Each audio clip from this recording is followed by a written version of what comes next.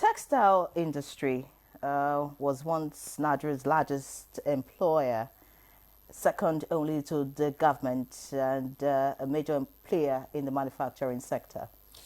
You're right, Yere. Unfortunately, factors like inadequate power supply, smuggling of imported textiles, and insecurity led to a decline in the sector.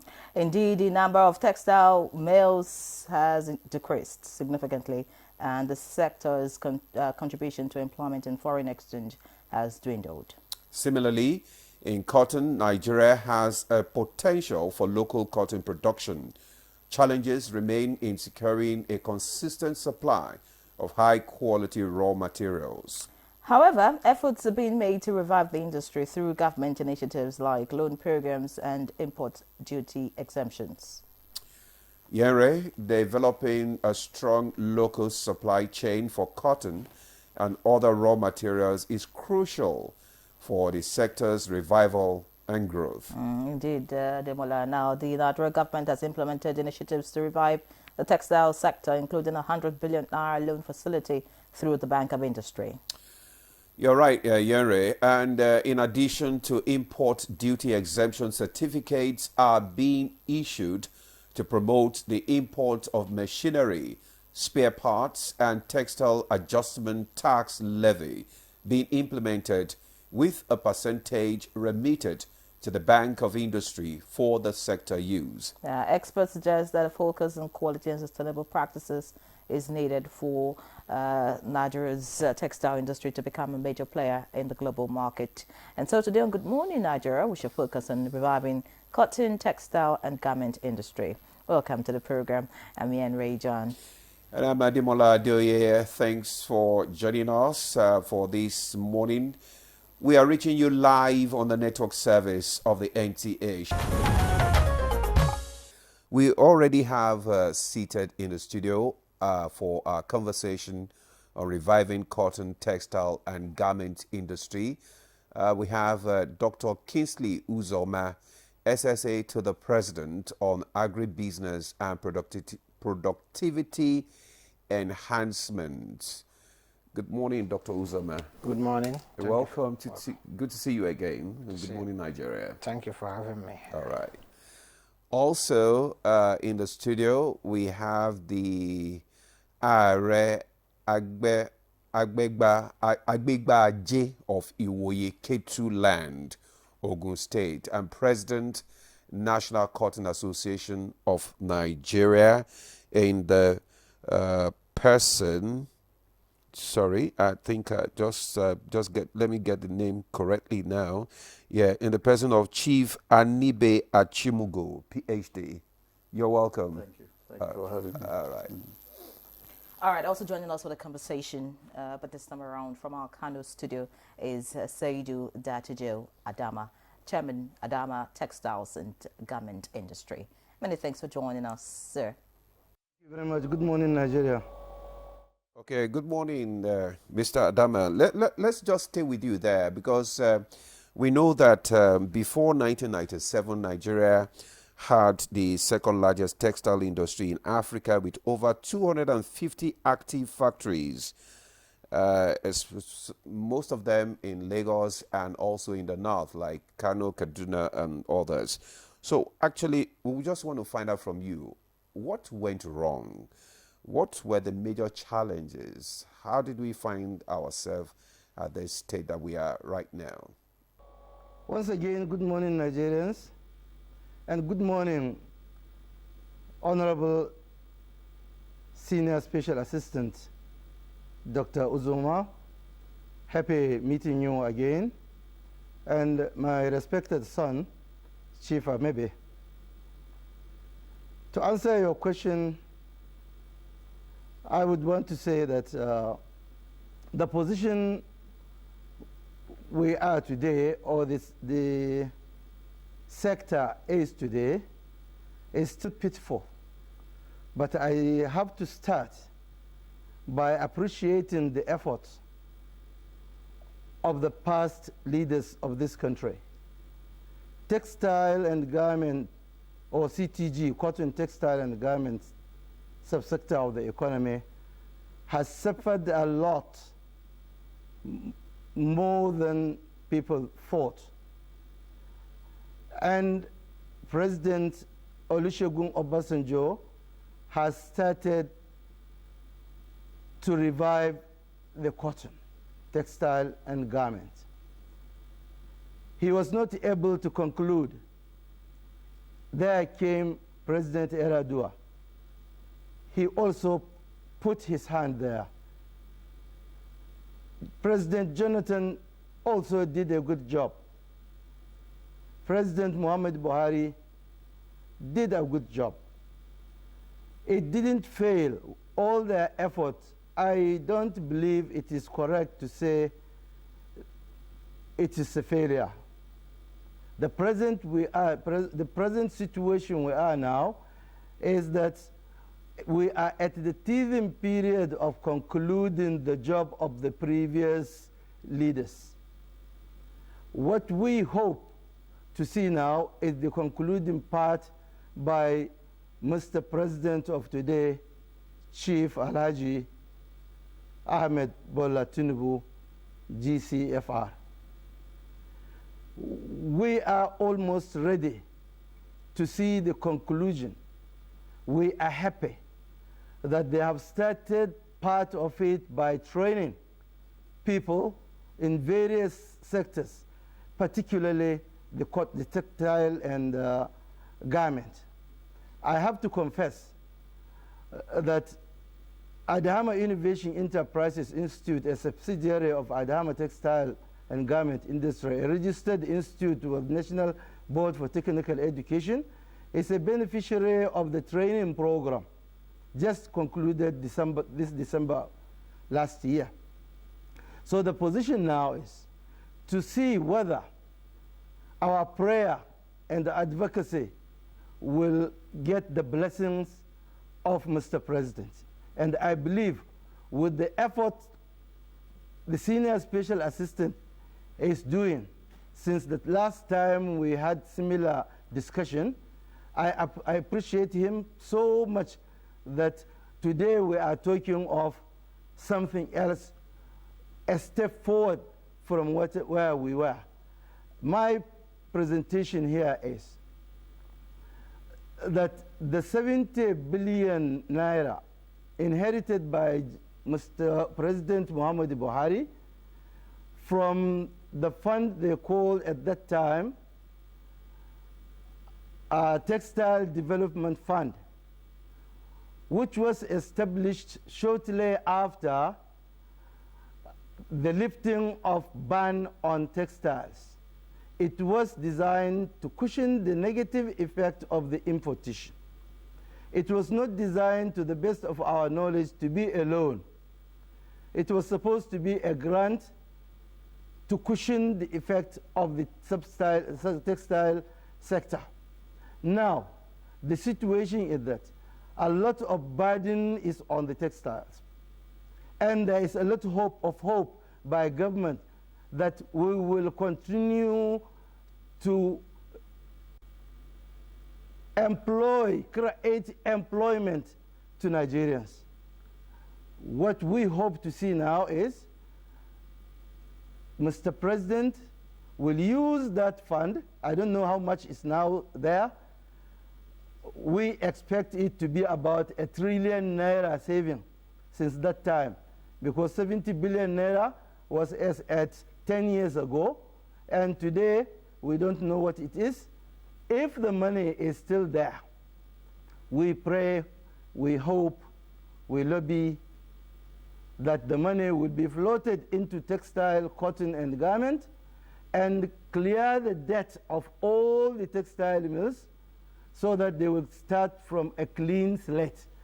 The situation now is starting from a clean slate and holistic, as well as a situation whereby Nigerians will know that these textiles mills are now revived to start from a clean slate, and with a condition that any beneficiary of such benefit will certainly employ number of X number of youth in this country will certainly use certain percentage, X percentage of locally sourced raw material, and efforts will be made to see that some cushioning effect is also given, or local governments that owns markets, government designate certain markets in the country that are supposed to be markets that will sell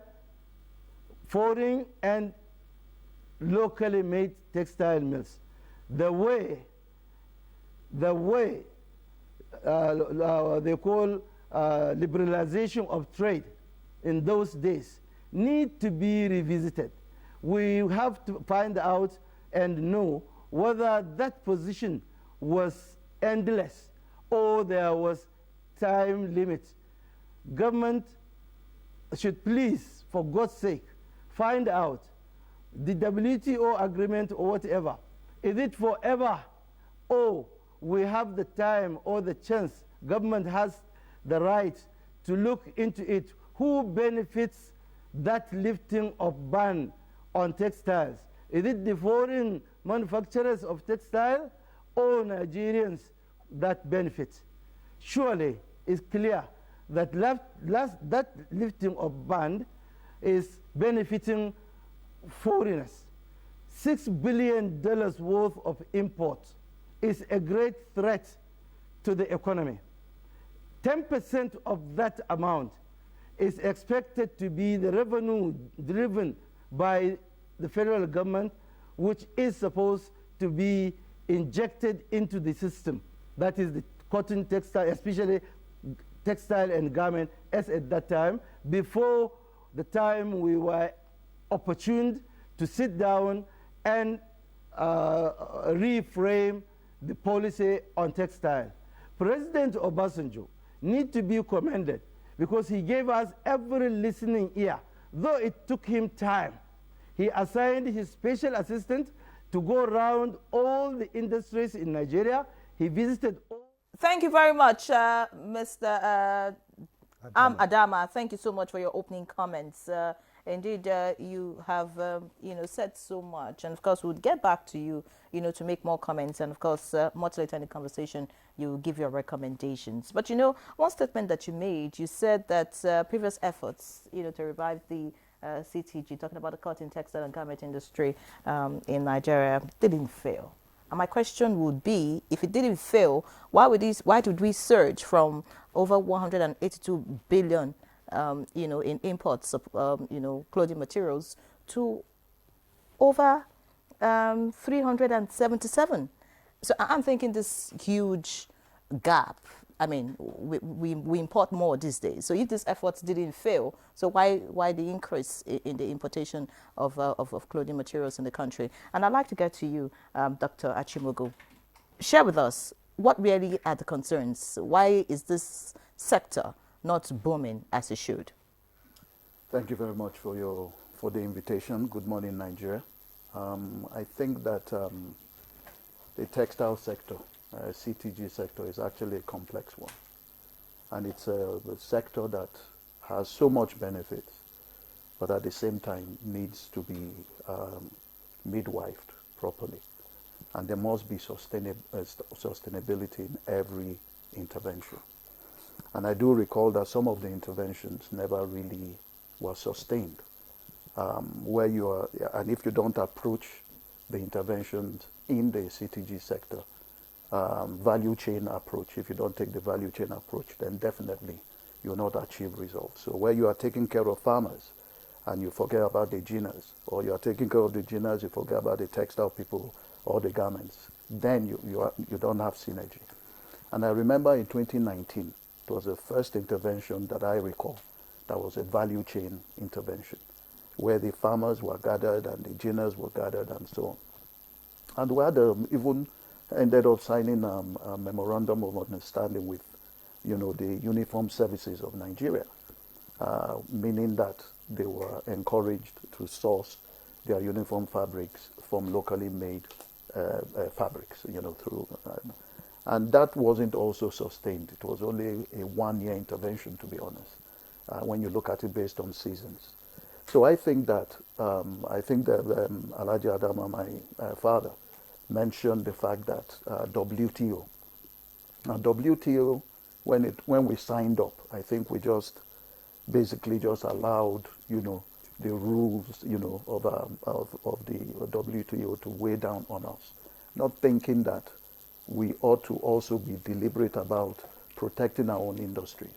So you have smuggling that is a major concern, and the fact that the factors of production also, Nigeria uniquely, are also very high and very competitive. So when you talk about power, for instance, we all know the challenges with power, and without sustained power, you'd have problems in production. Also, most of the inputs that we require, either from farming or from the textile usage, are all imported. So you have that issue of FX, fluctuation, access to it, and so on and so forth. So I believe that those are the factors, when you put them together, that has caused the sector not to. And we think that maybe we have done so much intervention. We thank government, whether it's President Obasanjo or the current administration that is looking into the CTG sector. They've identified that it's a very important sector. I always say that it should even be classified as a national asset because of the job creation potentials, the wealth creation potentials of it. And in fact, when we talk about teaming youths, if you can engage them in the CTG value chain, which is very wide, there's no aspect of cotton that is wasted. For instance, if you produce 1 ton of cotton, that is all year round employment for 6 persons. So if you ramp it up to 1 million, we're talking 6 million. That's only cotton production. So I think that we're on the right track in the sense that, I always say that if you have a problem, the first way of dealing with your problem is identifying that you have a problem in the first instance. And I think government has done that. Even the Federal Ministry of Industry, Trade and Investment recently called us, to have a brainstorm about the challenges in the sector and all that. They will remain. But the point is that how do we reduce it? Let's not throw the baby out with the bathwater. We must continue to knock on the door. And the industry players that have spent so much time, energy, resources, that have been dogged about ensuring that this sector does not collapse, need to be commended, need to be supported. You said we should continue to knock on the door of the CTG sector. Yes. And my question would be, this knock, would it ever lead to the door being opened? Because so much has been spent so far in trying to revitalize the sector. But like from what you've said and what we can see, not much progress has been made. Is it that investment has been in the wrong places? Or you think that the investment has not been channeled on what actually can bring back the sector alive? Well, like I said to you, that the intervention needs to be a value chain intervention. You cannot leave one part of the CTG sector untouched. What has been the focus by previous administration? What has been the focus? Well, for instance, I can tell you that one of the interventions, which was 100 billion naira that was set aside for the CTG sector when it was initiated, it talked about the textile, it talked about the generics, the processors, but it never talked about the farmers that are producers of the raw material, which is a bedrock resource for the CTG sector. So I think that, again, like I said, if you look at the attendant benefits of the CTG sector, and you can check across the world. If you look at Bangladesh, for instance, they are doing over $38 billion. They have a textile ministry. If you look at India, likewise. So the point I'm making is that it must be a deliberate intervention. It is not a sector that you think that whatever you put in is wasted. We are currently doing over $6 billion of import of textile products that we can generally produce, and we have the infrastructure to produce. Doesn't make sense. And like I said, the job creation potentials of it, the wealth creation potentials of it, this is a sector that needs to be deliberate. And I keep advising where I have the opportunity that we look at what we have that has a wide value chain that engage numerous Nigerians. If you look at rubber, for instance, I'm crossing, yes, rubber, you look at palm, and you look at cotton. These are 3 critical crops, commodity crops that if we concentrate on them, you will revolutionize industry or industrialization in Nigeria. So, and of course, these things, like I said, you must sustain it. You can't, you know, I always say that if, as a parent, you have a child that is in school and the child doesn't do well in his or her exams, it would be unfair for you as a parent to withdraw him and say, you know, you don't have a second chance to go for a repeat exam and so on and so forth. So it's a critical sector, and I think that government has identified that, and that is what we must work on and ensure that we bring everybody on board. We create the synergy that is required in the sector to enable it to give the results that we're expecting. No doubt it is a critical sector that government is concerned about. Yeah. Let's bring in the SSA to the president. I know you've been listening to the other contribution from our other guests, but I actually still wanted to let us establish what exactly went wrong, you know, since 1997, you know, just like we said earlier, that we had a booming, you know, textile and cotton and garment industry. But all of a sudden, they just faded out like that, especially in Lagos and also in Kano, Kaduna and all that. What exactly was the problem? How did we get to where we are now before we now look at the effort of government to revive the industry? Good morning, Nigerians, and good morning, and thank you for having me again. I think this will be the third time I've been here to talk about the rebuilding and revitalization of Nigerian cotton, textile and garment industry. I call it reshoring because the problem was outsourcing,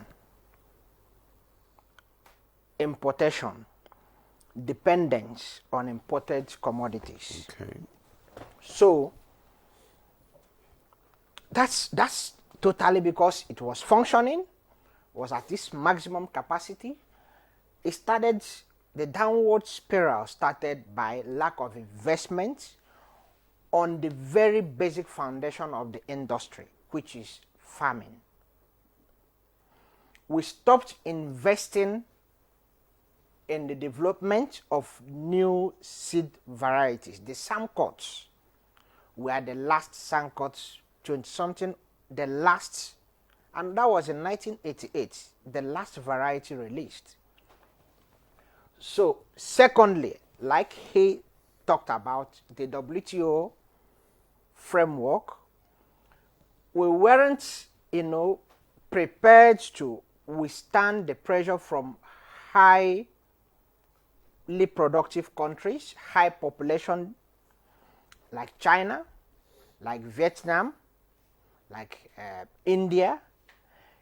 They saw Nigeria as the largest market in Africa, and then the projection of growth was tilted towards Africa.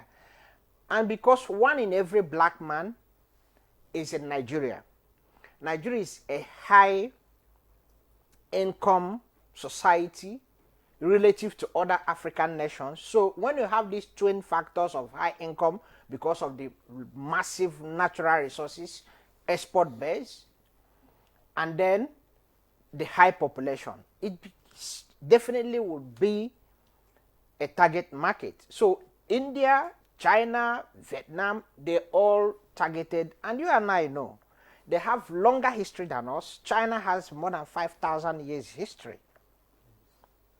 So the economy of China was bigger, the labor force higher than ours when they joined WTO and all this.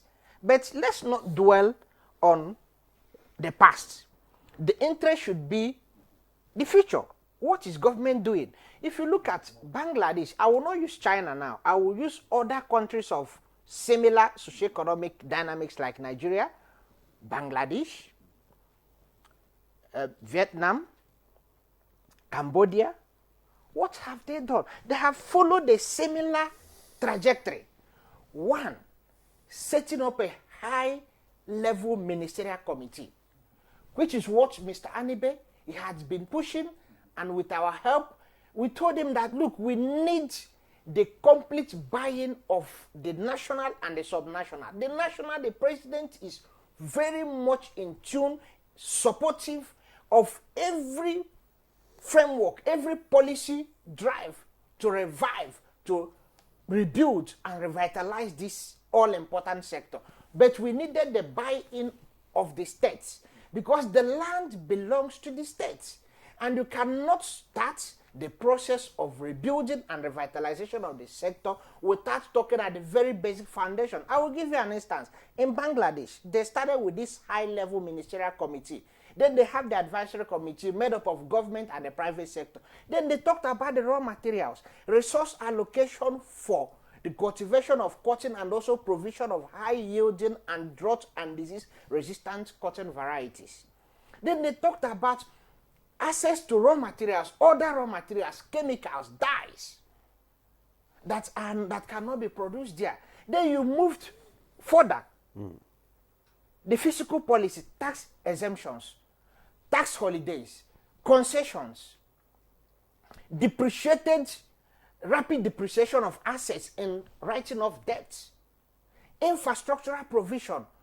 This is the only government in this country that has followed through on that. The Special Agro-Industrial Processing Zone.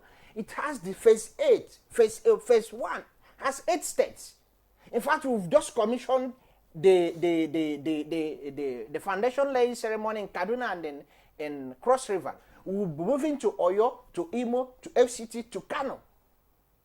And then the second phase, Mr. Vice President went to the Iowa Des Moines, and we had a very productive meeting with the president of African Development Bank that's indicating another $1 billion loan, but they have increased the envelope to around $2.something billion to spread across the special agro-industrial processing zone across additional 24 states in the federation, making it 32 states, including FCT. Okay. So that's the infrastructural provision.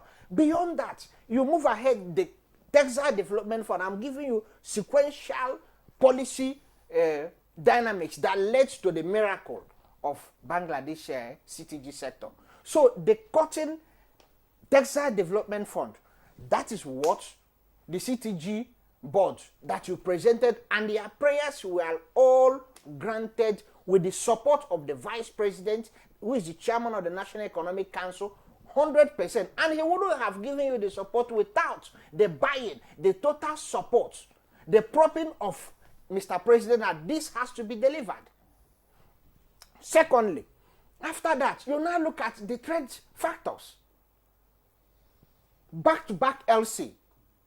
This is where the central bank, together with the customs, with the Nigerian post authorities, will step into work.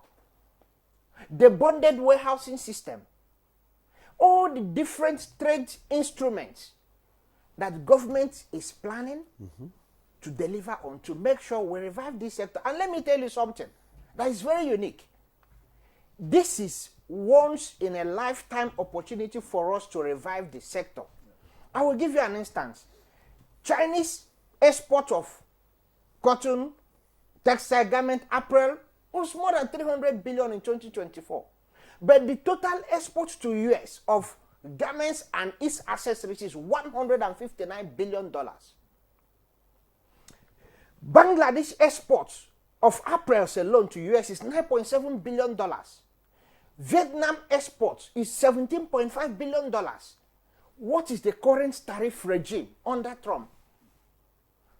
Vietnam, 46%. Exports of apparel, I'm not talking about the associated, because when you put the associated, it's more than 25. But let's just stick on the apparel alone, 17.5. Tariff is 46%. What of Bangladesh? 37. What is the export of apparel alone? $9.7 billion. The combined total of this is more than a quarter of just the apparel, because I'm talking of the apparel alone. Apparel is $110 billion. But when you put the accessories, it's more than $200 billion. It's the largest market. And more than 70% of the imports in the US are from these high tariff countries. Vietnam, Bangladesh, India, China. China 34. So we are sitting, even the Nigerian private sectors, investors, listening to me now. This is the golden era for us to revive this sector, create jobs, bring in FX. You can imagine if Nigeria can just tap into 10% of this. It's additional $10 billion. At the current exchange rate is trillions, more than 10 trillion naira. And you know the number of Nigerians that will be employed directly and indirectly, the total socioeconomic revitalization of our farming communities, of Kanu, of Katsina, of Aba, of Lagos, of Kanu, all this Ibadan, all these major CTG clusters in the country will all benefit. And the good thing is that all these states I've mentioned, they have keyed into the laudable program of the federal government, the special agro-industrial processing zone. And we are redesigning it to make special provision for the infrastructural requirement of this very all-important sector, so that we will present it as infrastructural benchmark for the potential investors, the Chinese investors, the Walmarts, the Vietnamese investors, because it's now become very difficult for them to compete within the American market and the current tariff regime instituted by President Trump. So, Mr. President, who is a technocrat, a politician, a businessman, a man of bold ideas, had seen this very big once-in-a-lifetime opportunity to drive our FS earning, diversify our economy, provide jobs for our teeming youth, recatalyze the livelihood of our people in the rural communities, in the farming communities, has keyed into that. That is why he has mandated us to look into ways to see that now that the opportunity had presented itself, we key into it, we tap into it, we utilize it, we exploit it, we make it to the benefit of this Thank country. you very much, Dr. Uzoma. We agree with you. Of course, this is a very key sector. And, you know, there's no point going very far quoting countries like China and the rest. Right here in Africa, we have examples that Nigeria can take a cue from. Ethiopia, Mauritius is there, Morocco, South Africa, and of course, you want to also mention Egypt. Now, from all that you have said and listening to Dr. Achimogu, I'm thinking, what makes you confident that all of this is not just talk, it will actually materialize to the revitalization of the sector if the power sector is not fixed? Well, I can tell you, you just mentioned faraway countries. We have our neighbor here, Benin Republic. The Arise Integrated Industrial Platform, they have a CTG hub in an EPS, Export Processing Zone. Mr. Vice President has gotten the approval of Mr. President to go. We have been interfacing with the leadership. Mr. Soren had been coming to office, looking at a different policy framework to make it easy for them to also set up, because they had seen the opportunity, not even export, the internal consumption.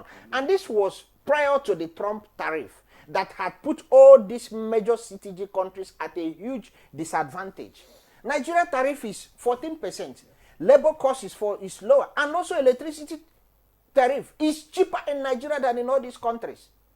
Very cheap. If I show you the chart, Nigeria is at the top. But the problem is now, the Arise IPP platform, their EPZ in Benin Republic, they are building and about to commission a 100 megawatt solar power plant to power the entire activities within the EPZ, and also to give other companies that have rented space within that zone, provide them with cheap, free, renewable energy, and also push the country at the forefront of getting carbon credits. So Nigeria, in terms of solar radiation profile, Nigeria sits as a much stronger because of the less humidity here. So, and they are ready to do that. So we should stop dwelling on the challenges. What are the levers? The gaps, the levers. The gap, you think, is power. The lever is there. Now, solar energy is now price competitive with fossil fuel energy. And Nigeria is sitting at the solar belt, solar profile that is comparable to no other country on planet Earth. So we have to leverage that. power the entire SAPZ and the CTG sub-component that are going to be housed within the SAPZ. And that is why the SAPZ is providing infrastructure. And one of the critical infrastructure, roads, power, security. That's what that facility from African Development Bank is meant to do. And it is government's own duty to interface, to do the complete value chain mapping and identify the key actors and players within Nigeria and within the US market. I'm not even talking about the European market, because the European market, and again, logistics distance between Nigeria and the North America is closer. So the shipping cost, the logistic cost is lesser. Then Europe is also the second largest consumer market for these products. Nigeria, you have the GSP, Generalized Scheme of Preferences.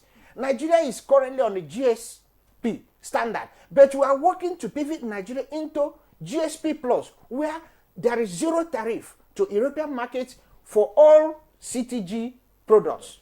So if we get that, we also have very short window, shipping distance from Nigeria to Europe, which is way cost competitive relative to the Asian market. Again, the EPA, European Partnership Agreement, the president had instructed our trade negotiators from the Foreign Affairs, from the Ministry of Industry, Trade and Investment, from the Central Bank to see that we finalize together, because that also gives us zero tariff exports to the European market.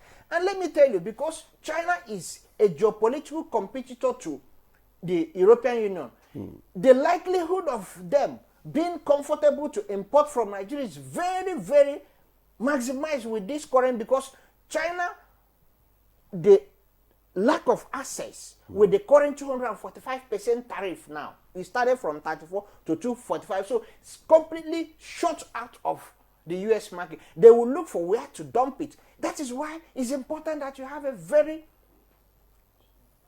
tech savvy, business oriented, with maximum operational knowledge of how business works, both in the accounting and the banking. Remember, the president is an accountant, the vice president is a banker. So you have very perfect marriage Dr. Osama, that will take advantage of this tariff to displace and replace some of the exports in this major market, the US, and also take advantage of the GSP Plus, Generalized Scheme of Preferences, in the European market, and also round up agreements under the European Partnership Agreement, EPA, so that we have maximized multi-diversified market for our CTG while we are trying to develop it, so that we don't just develop it and don't have the market. Very well said. Very well said, Dr. Ozama. In trying to answer the question, of course, you talked about, the benefits in reviving the sector.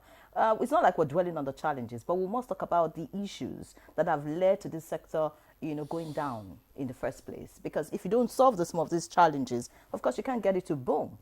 You already tried to deal with the power sector by talking about solar and all of that. But let's talk about the farmers, because that's also another critical aspect Dr. Achimogu raised. That's been a major challenge. How do you intend, to get those farmers, to go back, to the farms and get optimum yield, considering, you already mentioned that, security being a challenge at the moment? Well, I've always been of this view. In Nigeria, we keep on talking about security. The mantra should be productivity enhancement. I will give you an instance. The Samcot varieties you have will give you barely 250 to 300 kilograms per hectare. But the new variety, Mexico, BT, cotton, is GMO cotton, will give you close to 2 tons. So it means that farming 1 hectare with this improved variety, BT cotton, is equivalent to 10 hectares of the outdated, because varietal improvement is not what happens in 1 year, 2 years. The lifespan of Mr. President's administration will be 8 years, and it's not enough to even develop a variety. So while would you just rely on that, while you're, empowering the research community to go ahead to begin to work on varietal improvement, the IAR, Zaria, has been under mandate to do that. The National Biotechnology Development, NABDA, is also working on that. But we have to leverage or the already existing listing. That is why the interface and engagement with the developers of these varieties are there. And federal government is working on how to bring them, getting the necessary phytosanitary approvals to bring them in. So when you bring in this thing, if you want 1 million tons with the SAMCOT, you will need nearly 5 million hectares. But that 1 million ton with this one, you need around 500,000 hectares. So you will now find, I'm not saying that that's why I say we should stop emphasizing on the problem. Yes, the problem is there. You don't pursue the problem alone. You have to use, multi-dimensional, two-pronged approach. While you try to bring the security situation under control, you also try to leverage technology to make sure that you offset the losses as a result of the technology, as a result of the insecurity in the interim. And for the foreseeable future. So that while you still have very limited area accessible, that limited area accessible with improved technology will even give you 4 to 5 times more than what you would have gotten if the insecurity is not there. That is why the president is taking a two-pronged approach to tackling this problem, not only for cotton, but for all other crop varieties, even for the livestock. Our current animal breeds with during dry season barely produces 1 liters per day, but let's be very generous to give it 1.5 liters. But you also have other varieties, other breeds of cattle. Girilando, a cross between the Frisian and the Waiful and the Zebu, developed them, but it took them 50 years to get all the genetic markers and indicators to the level they wanted. It gets an average 26 liters a day, and Max had the world record of 124 liters per day. So we are not like saying, okay, we must rely, the president, that's why he created the Ministry of Livestock. We will not say, oh, we must rely to take 20, 50 years to develop our cattle varieties and also the insecurity that is inherent within the sector. He is taking a bold idea, bold step, trying to develop the national breeding listing so that you work two-pronged approach. While you try to curb the insecurity, the nomadism, you also try to enhance it with technology that has already been done, paid for and spent by other countries, moving them together so you work harmoniously with a bold vision in the interim. That's short term, mid term, and long term. In the mid term, in the short term, is bringing in these improved varieties, BT cotton, trying to mainstream them, trying to engage with our farmers and let them know of the right agronomic practices to grow them, because it's completely different from others. And in the short term, mid term, long term, working harmoniously with the security agencies, with the state government, with the religious institutions, with traditional institutions to enhance and improve security situation within the farming community. So at the end of the day, everybody will be happy. Now time to get to our guest in our Kano studio. I hope the connection is much better. Alhaji Seidu Datajo Adama, if you can hear me, as we begin to round up the conversation, I'd like you to speak to us about the kind of policies you like to see government, come up with that would, help all this, in seeing that the CTG sector actually comes back up on stream. Quickly and briefly, one of the major policies we would appeal and advocate to the government is to make sure that Nigerian textile industry have a minimum of 30% market share in the first 3-5 years. Whatever we will do to make sure that our Nigerian market is for Nigerian industries. It doesn't help government to stop crime. It doesn't help government to create peace. It doesn't help government if you allow your borders open, if you allow to import everything. Surely we cannot employ people with some conditions of IMF. Allowing everything to be dumped in Nigerian soil is wrong. Kindly, please, kindly sit down with IMF. What can we do to reduce importation of even sometimes substandard textile fabric? Sometimes if you go to Kori market in Kano, you will see ordinary plastic sheet, they call it textile. Braba, they call it textile. And people buy it, and it affects their health. It affects the health of the skin. Medical doctors always complain. And our local people in the rural areas complain about, but it is very cheap, affordable to them. Make us produce affordable textile material made of 100% Nigerian cotton from Nigerian farmers, and make new policies that will encourage markets, traders to sell Nigerian products. Make it a bit difficult for people to just import like that. Make it mandatory to pay that levy. That levy we're talking about, textile development levy. Continue to collect it, reduce the importation by whatever technicalities, and then flood the money into the textile and CTG. Plot the money. Reduce the burden of present textile mills by using that fund. The fund is made to reduce the burden, to cushion the negative effect. Use it, stop the loan, pay off the loan with that fund. Then we start afresh. We are comfortable, or will be comfortable, with the conditions of employment, with the conditions of using locally raw material, locally sourced raw material like cotton. We can still use our people. I have said it in the past that the Nigerians, 100,000 Nigerians, present administration has so far trained as at last December, just some 4 months ago, are yet to be employed. Who will employ them? We, the Nigerian industries, are supposed to employ them. They cannot be self-reliant for now. So kindly float that money so that we can engage these idle, trained youth. I was opportune to train over 200. 2 weeks ago, ITF revisited our industry. They inspected the expansion of training center. We are now going to the second level of training. How can we continue training these youths without engaging them? And the money to do that is there available. So it's only the implementation of the policies sometimes delays.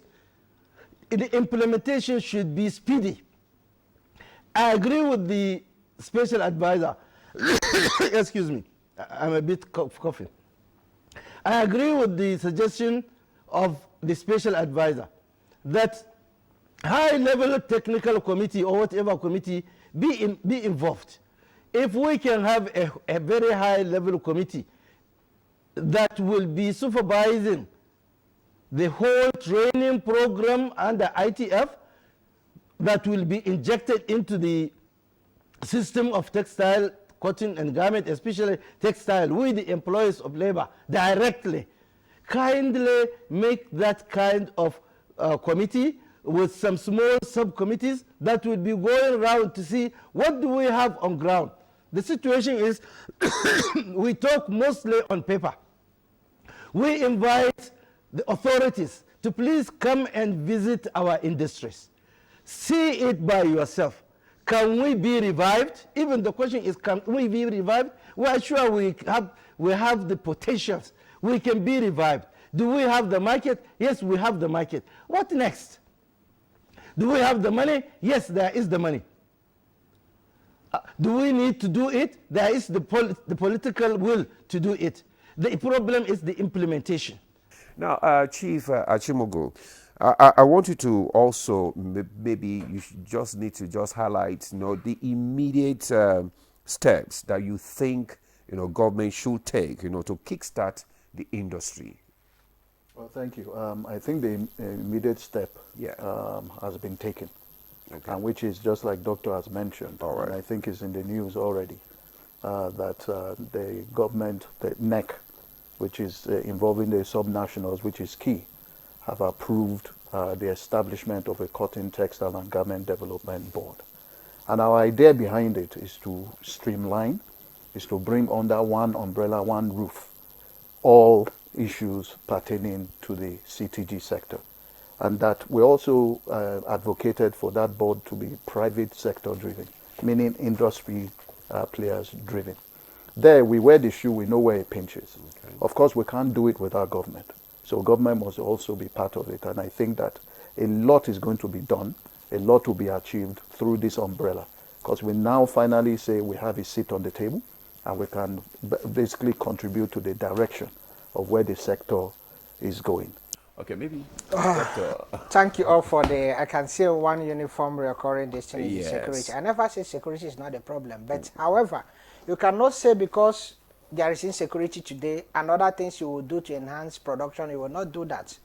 If we have both productivity enhancement and the security, perfect 100% situation. But while you continue to, work to tackle the insecurity, which had been there before this administration. Mm-hmm. So you also have to work on other things that you used to offset. Mm-hmm. The losses from, area expansion can also be, recovered with productivity enhancement. I will give you an instance. If you have 1 million hectares of maize in Nigeria, where the average farmer's field is 1.5, but let's be very generous, give 2 tons. And then you have another 500,000 hectares where you have productivity enhancement. So 2 tons times 1 million is 2 million tons. And then you have 500,000 hectares where you are getting 6 tons. It's 3 million. If you have another 500,000 hectares or 250,000 hectares, which is 250,000, but you are getting 8 tons, it's 2 million. So while you are working to enhance security, you should also work to enhance this other side of the factor, which is productivity enhancement. That is why the president, in other administration, the focus had always been on tackling the insecurity. But the president is taking a bold step, 2-pronged approach, tackling the insecurity and putting all the factors that will enhance productivity. That leads me to the second factor. The other factors to enhance productivity. You talked about Samcot. Why Samcot may not be? Because when Samcot was developed, the climatic conditions that it was, the genes were adaptable to, had already changed. So that is why no matter what you do, you will not be able to get that enhanced productivity. Remember that time we don't have in-season drought. For the past 5 years, we've been having back-to-back in-season drought. That is why government is investing huge amount of money under the Renewed Hope Infrastructure Fund for the first time. All right. Irrigation. Just give me 1 minute. Irrigation. It looks like we're going to have part 2 of this program because we're out of time today. Let me finish. Just irrigation is a component that is required. That is the major problem that is driving down productivity in Nigeria is in-season drought. So federal government is investing massively on irrigation under the Irrigate Nigerian project, under the Renewed Hope Infrastructure Fund, and then mechanization. This has been in the works for the past 10 years. The Green Imperative Project, it has been approved. So it is the approach of government, integrated capital, non-financial support, grants, thank you, loan guarantees, loans and investment. Government can only provide grants. You have 5 components in the integrated capital. Dr. Asuma, we're going to you take advantage of that loan to get these harvesters. Government cannot provide harvesters to you. Okay. Thank you very much. We're going to have part 2 of this program because it looks like you have not exhausted all that you need to let us know about the CTG sector. Many thanks, Dr. Kingsley Uzoma, my associate to the President on Agribusiness and Productivity Enhancement. It was a pleasure to have you. And of course, part 2, you will be here. Also, would like to appreciate Chief Anibe Achimogo. Yes, PhD, DRA. Agbegba Aje of Iwoye.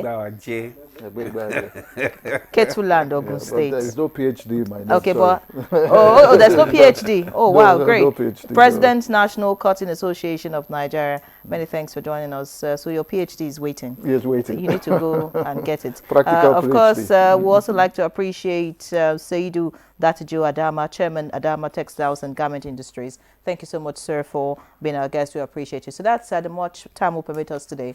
Thank you so much for watching. I'm Ian Ray John, Level Arts on NTA. And I'm Ademola. You do have a wonderful day.